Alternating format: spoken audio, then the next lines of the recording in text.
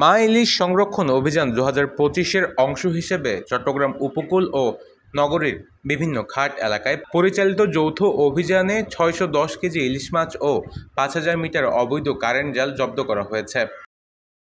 গত 9 অক্টোবর জেলা মৎস্য অধিদপ্তরের নেতৃত্বে পরিচালিত এই অভিযানে অংশ নেয় বাংলাদেশ নৌবাহিনী ও চট্টগ্রাম মেট্রোপলিটন পুলিশের সদস্যরা।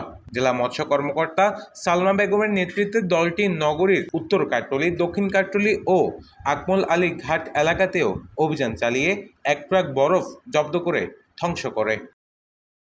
জব্দকৃত ইলিশ মাছ বিভিন্ন এতিমখানায় বিতরণ করা হয় এবং জালগুলো পুড়িয়ে বিনষ্ট করা হয়। মৎস্য কর্মকর্তা সালমা বেগম জানান, মা ইলিশ রক্ষায় এই অভিযান আগামী 25 অক্টোবর পর্যন্ত চলমান থাকবে। আপনারা জানেন যে মা ইলিশ সংরক্ষণ অভিযান 4 তারিখ থেকে শুরু হয়েছে এবং শুরু থেকেই চট্টগ্রাম জেলা মৎস্য দপ্তর সহ 4 টাস্ক ফোর্স কমিটিতে আমরা যারা আছি সবাই অত্যন্ত তৎপর আছি এবং আমাদের বেশ কয়েকটি বড় বড় অভিযান হয়েছে। গতকালকে আমরা বাংলাদেশ নৌবাহিনী এবং মৎস্য অধিদপ্তর সহ আমরা প্রায় 610 কেজি ইলিশ জব্দ করেছি সাগরের থেকে এবং ওখানে প্রায় 5,000 মিটার কারেন্ট জালও জব্দ করা হয়েছে এবং মাছগুলোকে আমরা এতিমখানায় বিতরণ করেছি।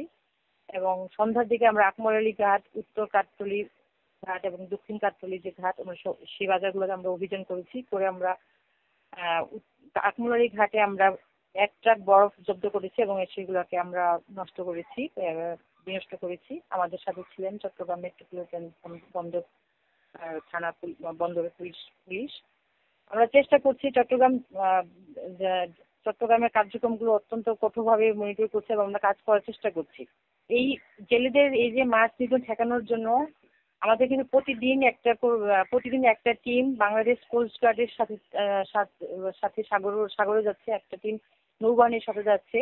তারপরেও আমরা বলবো যে সবাইকে আসলে সর্বমহল থেকে সচেতনতা আসতে হবে জিনিসটা, যে আমাদের সমাজের সকল শ্রেণীর মানুষের মধ্যে থেকে এই জিনিসটা আসতে হবে। সবাইকে আমাদেরকে আরো সহযোগিতা করতে হবে এবং সবার সহযোগিতা নিয়েই আমরা ইনশাল্লাহ মা ইলিশ সংরক্ষণ কার্যক্রমটা আমরা সফলভাবে বাস্তবায়ন করতে পারবো।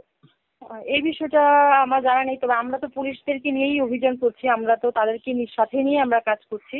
প্রত্যেকটা ঘাট পরিদর্শন করেছি। যখন আমি আপনার আকমল আলী ঘাটে গেলাম, যখন আমি বরফ দেখলাম, আমি কিন্তু ওই আকমল আলী ঘাটে ওই জোনের ডিসি যিনি ওনাকে ফোন দিলাম, ওসিকে ফোন দেওয়ার পর কিন্তু পুলিশ পাঠিয়ে দিয়েছে। আমরা কিন্তু ওখানে খুব সফল একটা অভিযান করছি। নিউজ ডেস্ক, প্রতিদিনের কাগজ।